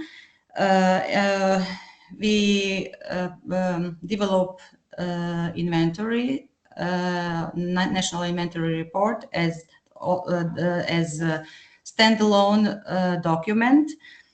And we have also we prepared BTR document and CRT tables as JSON file. It is exported from IPCC software. Unfortunately, we still didn't submit all the data because we are waiting for approval. I create somehow this presentation as the based on your questions, and I will introduce you briefly in complex and fragmented governmental structure in Bosnia and Herzegovina. It is very important because it directly affected on development of GHG inventory for Bosnia. As you have already known, Bosnia has a complex governmental structure and is divided on two entities and one small district called Brčko. Unfortunately, we don't have institutional arrangement for GHG inventory for the whole country. Some responsibilities are on the state level, within the Ministry of Foreign Trade and Economic Relations of Bosnia and Herzegovina. He is authorized only for coordination activity and some kind of relations related to international agreements and obligations. In one of the entity, Republic of Srpska, Ministry of Special Planning and Construction and Ecology is authorized for environmental and climate change issue for one part of the country, but is also national focal point for the entire country, according to the consensus and agreement. Also in federation, in the other entity, Federal Ministry of Environment and Tourism is authorized for ministries for climate change issues, and in Brčko district is some department within the government of Brčko district. As I have already mentioned, in Bosnia and Herzegovina, there is no institutional arrangements related to national GHG inventory. All activities are project-based and were done with the support of UNDP. UNDP hired some on public tendering some institution or private company who deal with this issue, and unfortunately, I have to say, every public tendering we had few national communications and biennial update reports, and within there are different institutions involved in this process. Related to legislative framework, we don't have any kind of legal basis for national GHG inventory, but for the entity level, we have authorized institutions. According to the oil protection laws in Republic of Srpska and Federation of Bosnia and Herzegovina, the institutions which are obliged for GHG inventory are hydromet institutes in both entities. And on the level of Brčko district, there is no legal framework, and also on the level of Bosnia and Herzegovina, there is no any kind of legal framework. What improvement are needed? Legal framework and formalization of institutional arrangements to clearly define responsibilities, mandates, and obligations of institutions is a priority. Without legal framework and formalized institution, we don't provide GHG inventory on the continuous basis. Everything is ad hoc, and there is no a team of experts who can improve inventory and create all necessary things to improve the issues. Also, one of the improvements needed is development of procedures for preparation of GHG inventories, including rules and responsibilities of institutions and data collection, compilation and review process. Also, one of the improvements that is needed is strengthening the cooperation between all institutions on all levels within the country, including entity and state level, with some kind of agreements or memorandum of understanding or something. Also, we need to integrate inventory in broader climate policy processes like NDCs or, for example, BTRs or integrated national climate and energy plan, to somehow show that improvement of GHG inventory is something that is necessary for different kind of reporting in the country and different purposes. And also, one of the improvement needed is use of standardized reporting requirements according to ETF and MPGs, which will improve consistency and transparency of whole inventory process. The other improved what I needed also that data availability and quality in different sectors. It means that we have a lot of lacks in activity data in different sectors, energy, agricultural, IPPU, and LULUCF. Also, we need to strengthen QA/QC procedures and archiving procedures. Although we have implemented some kind of QA/QC procedures, which are done by internal experts, which calculate the inventory, and external who provide QAC, we still need to have a QA/QC plan to clear document all activities related to inventory process. Also, we need to increase institutional capacities in different institutions. Unfortunately, we don't have strictly defined team which will deal with the inventory on national level, but we have some basis in regional level, and we have defined institutions in some basic teams, which could be some kind of base for the national. Also, we need to improve coordination mechanism between all these institutions and all these levels of governments. Maybe through the establishment of some kind of working group who will deal with inventory on the regional and also on the national level.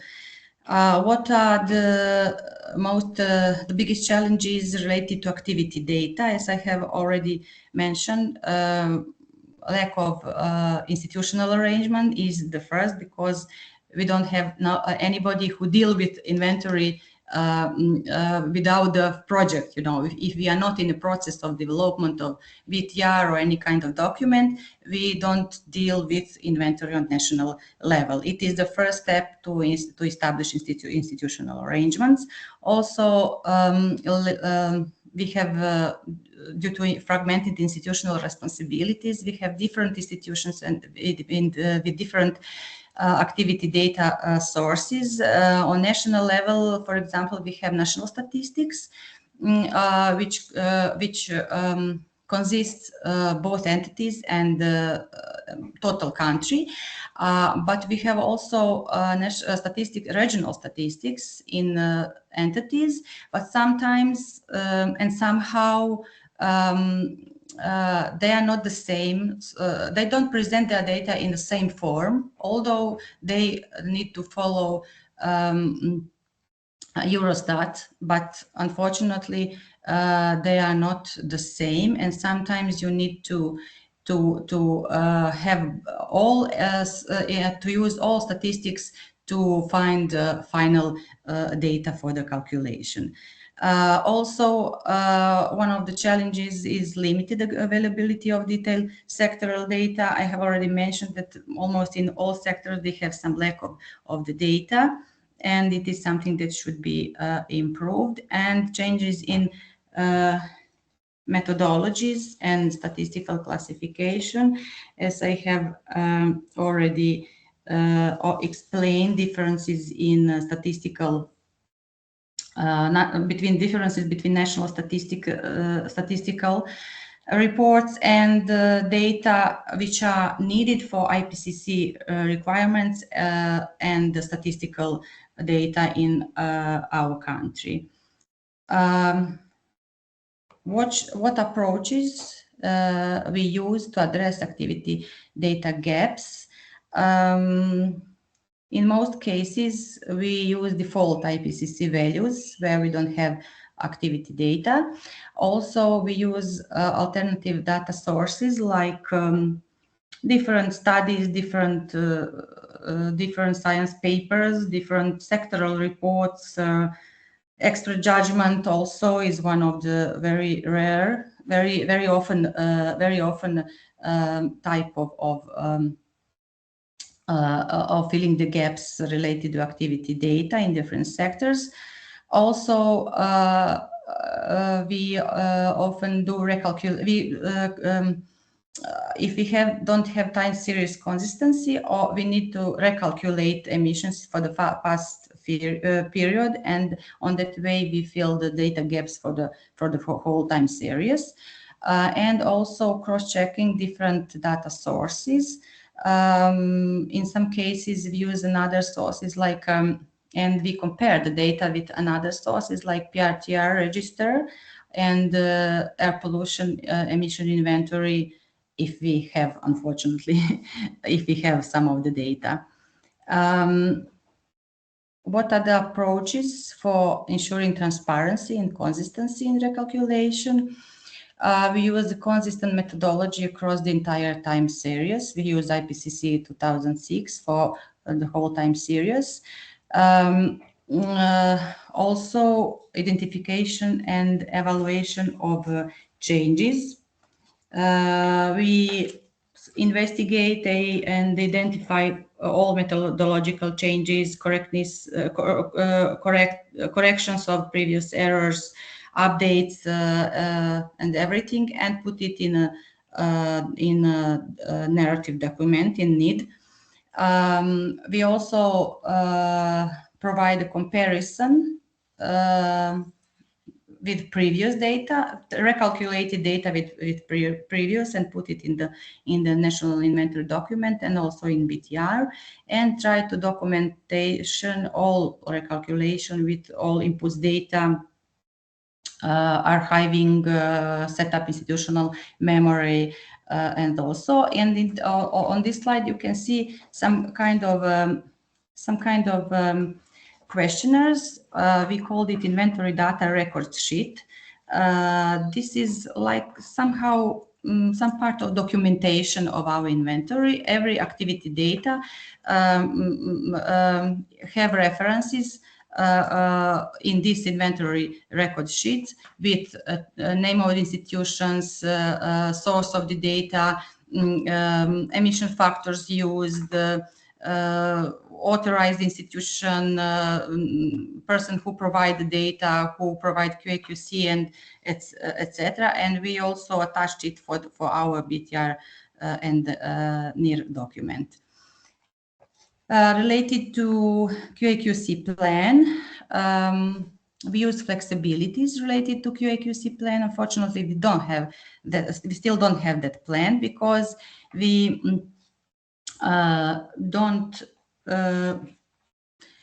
have official institution, you know, and we couldn't provide information about role and responsibilities and how process will be.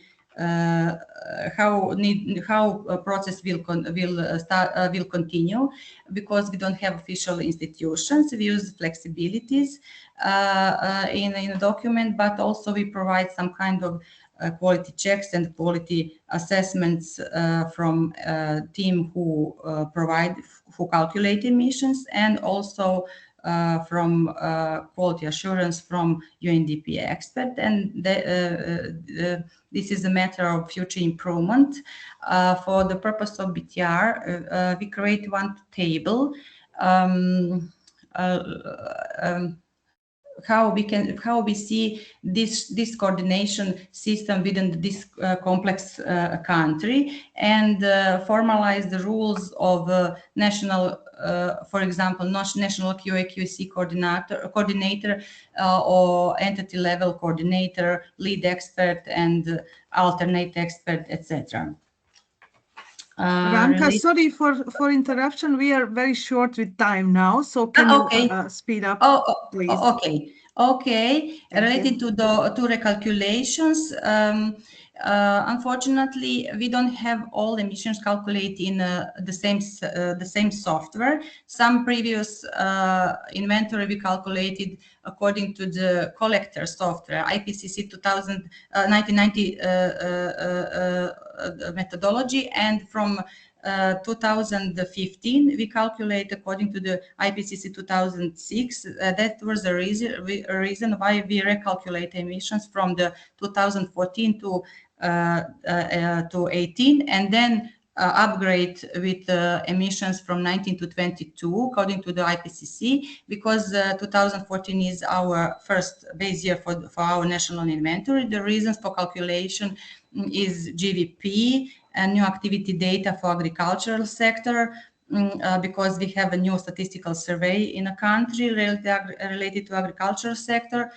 Data for auto producers were also introduced. We use domestic net caloric values for our domestic lignite, and we revised the coke consumption in appropriate sectors. Also, we calculate reference approach and F-gases, what wasn't developed within the previous period. Related to uncertainty, approach 1 was used, and uncertainties was calculated automatically in our inventory, IPCC inventory software. We calculate uncertainty associated with emission, activity data and emission factor, overall uncertainty and uncertainty in trend, and it is also something that should be improved in our inventory. What are the priority for improvement from tier 1 to tier 2? Energy sector is the first sector because it is the key sources. We need to improve fuel consumption within the national energy balance and energy statistics. For example, country-specific emission factor for lignite, better alignment between energy statistics and IPCC inventory categories. Also, we identified in agricultural sector that we can have some moving from tier 1 from tier 2 in specific sectors, but we also have some discrepancies between regional and national level statistics, which should be improved in the next period. I'm sorry, but I try to fast because of the time. Related to developing country-specific emission factors, unfortunately, we used all default emission factors in all sectors. Only what we used is domestic net caloric values for lignite, but we have some efforts which were done by UNDP, and they provide public tendering for development of a country-specific emission factor for lignite, which will somehow in the next period improved in the next cycling improve our emission inventory. For the land used, unfortunately, we have a very limited country-specific data and methodological constraints. What are the overall lessons learned? Higher tier methodology is required not only technical capacity, but also institutional arrangement, which is continuous and stable. Also, improvements in activity data quality are often the first and most important step before moving from tier 1 and tier 2 or 3. Country-specific emission factors should be developed, focusing on categories with significant emissions and available data, transparency in documentation, and expert judgment, and some kind establishment of institutional memory for all data which are consists or which are used for inventory, and continuous improvement of inventory through near BTR2 will for the sure improve our transparency and accurate of the inventory. Experience related to software. We use IPC software version 295 for the inventory, but there is a lot of lack with the inventories. For example, the software has a lot of gaps in calculation of reference approach. For example, you can import the data for year by year for the reference approach, but only for the time series you need to ponder data for the whole reference approaches for the whole years, and then import the data for the entire year and compare it with sector approaches year by year. This is something that we try to find the answer to the help desk, and we are waiting for it. Also, there is some lacks in in agricultural sector because we couldn't use refinement sector. Software is not appropriate and don't follow refinement, and some discrepancies in other sectors. Sorry, I move briefly through these slides. Related to ETF tool, we still don't use it because we have prepared tables but don't have experience. We only defined and nominate lead and alternate reporters, and after the adoption we will upload the tables on the platform. Related to CRTs, JSON file was created within the IPCC software. We have some challenges with creating this file related to notation keys, missing and limited data, consistency between NIRS and CRTs, and ensuring that all categories are correctly mapped to CRT requirements. And maybe related Ranka, sorry, maybe due to the interest of time, since we already exhausted our time, maybe just in one or two sentences to focus on my main priorities for strengthening your inventory for next BTR. So I see slide. Yes, I know that you have the main slide. priorities are for sure is institutional legal formalization and institutional setup. It is something that I think is crucial for our inventory, but I'm not sure that we have some improvements in that case, because we have very complex institutional, complex governmental structure, and somehow, unfortunately, but it is somehow political question, and we are not sure that we will provide formalization. Some activities were done within some project, and like establishment of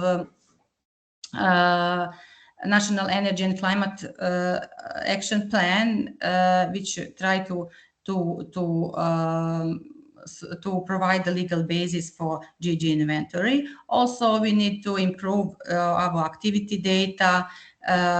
We need to develop higher tier methodology, QA/QC plan and procedures, and maybe some kind of digital platform for data collection and archiving system. Sorry, because I was maybe I was out of the time. No, but it was... all is fine. Thank you very much, Ranka, and sorry for interrupting you. It's great that we see here that even though you have not yet submitted your BTR and you did not have a technical review, you already noted some issues that need to be improved for next reporting cycle, which I think is very, very positive in despite of many challenges you mentioned during your presentation. So thank you very much. As now we are running out of the time, I have just one final questionnaire for you. Please, Ranka, can you stop your presenting your slides? Yes. Yeah, I will share now Menti slides. Just a second. Okay, and I would like to kindly ask you for your answers. Do you see my screen? Yes. Yes. So instructions. You can use QR code or type in your browser menti.com and enter the code 72223797. So I will keep this for a few seconds. So menti.com in your browser and enter the code 72223797. It's easier by using of QR code. So I see 12 of you are already in, so I will start with the questions. The first is, to what extent did reporting your GHG inventory in the first BTR help clarify issues in its compilation and improve transparency? So significantly for most of you, and for some of you to the limited extent. Okay, yeah, we also see the great progress among the countries when it comes to reporting, transparency of information provided, etc. So excellent. So I believe the even better will be in BTR2. The next question is, what is the biggest challenge your country faces in managing its GHG inventory? So for most of you, incomplete institutional setup, also lack of data or inadequate data quality. Yeah, these are the reasons we hear the most often from most of the countries as challenges in reporting other areas, not just GHG inventory, but also here the reasons are behind are the same. Next question from technical perspective, which aspect of GHG inventory compilation and reporting are most challenging? So you can select up to 3. So I see here, yeah, of course, compiling inventory for LULUCF, then also developing country-specific emission factors. That is something already noted by my colleague Jepal.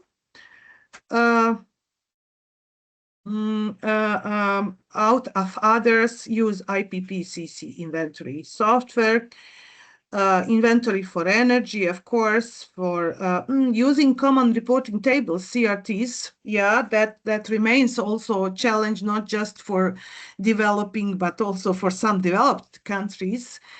I've communicated recently with, so these are all common challenges, but country-specific emission factors are the most challenging. Okay. Next question, rank the following in order of importance for improving your country GHG inventory system. So for you today, the first and most important is establishing clear legal mandates for data collection and sharing. Then establishing data management systems. Then also defining and enhancing QA and QC, improving collaboration among ministries. That's also closely related to legal mandates, and also capacity building for sectoral experts. Thank you. Next, in which sectors is data collection most difficult for your country's GHG inventory cycle? For forestry, all respondents are thinking the same. Okay, energy. Yeah, the energy, I would say it's more, it has a biggest influence and it's most robust and complex. Okay. Let's move to the next question. Does your country have a GHG inventory improvement plan? Okay, glad to see that most of you are in the progress. 3 already have, so excellent.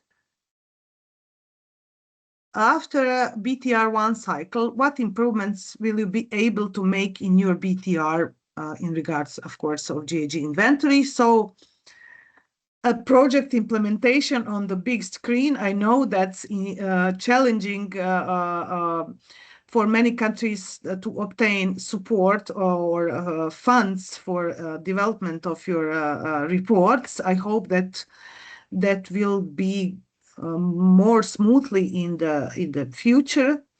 Many things: adaptation, QA and QC, completeness. Okay.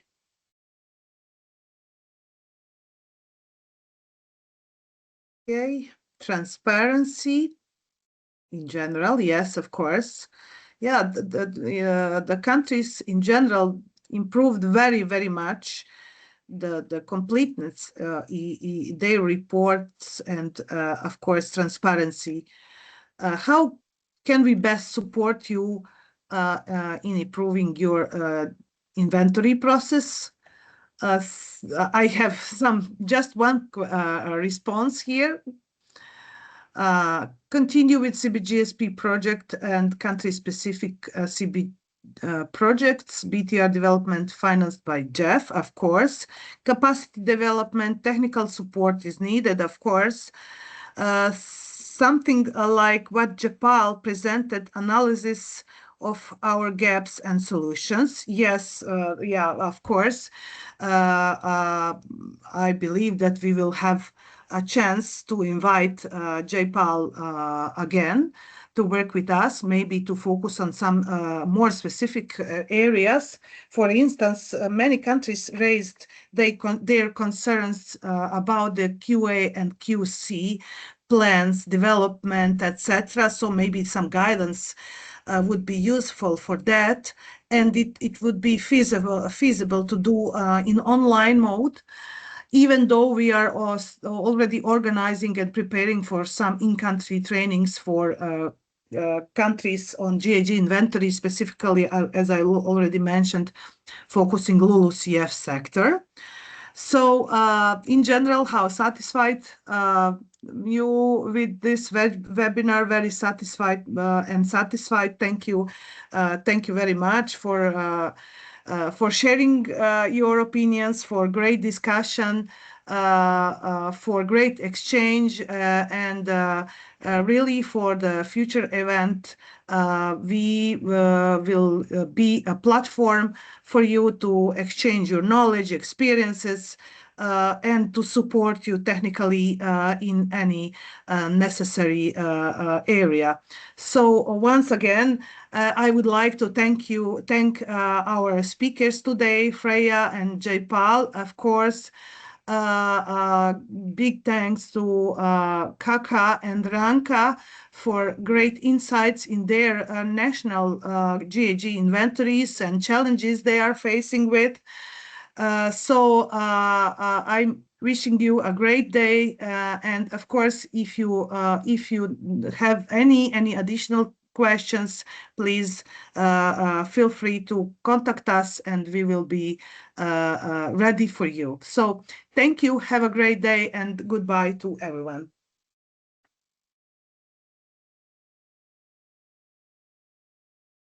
Bye. Thank you. Goodbye. Thank you, Ranka.